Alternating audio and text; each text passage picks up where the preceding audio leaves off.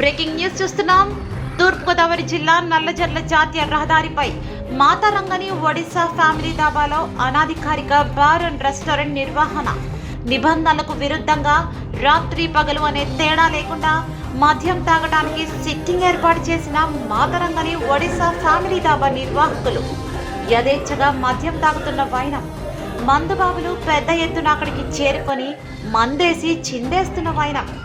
జాతీయ రహదారికి ఆనుకొని మాతారంగని ఒడిశా ధాబా ఏర్పాటు చేయడమే కాకుండా ఎటువంటి అనుమతులు లేకుండా ధాబాలో మద్యం సేవించేందుకు అన్ని ఏర్పాట్లు చేసిన ధాబా నిర్వాహకులు. ఇంత జరుగుతున్న మత్తులో జోగుతూ అటువైపు కన్నెత్తైనా చూడని ఎక్సైజ్ సంబంధిత అధికారులు పగలు రాత్రులు మందు తాగేందుకు విచ్చలవిడిగా అవకాశం కల్పిస్తూ రాత్రి ధాబా పైన కూడా యథేచ్ఛగా మందుబాబులకు సిట్టింగ్ ఏర్పాటు చేస్తున్న మాతారంగని ఒడిశా ఫ్యామిలీ ధాబా నిర్వాహకులు.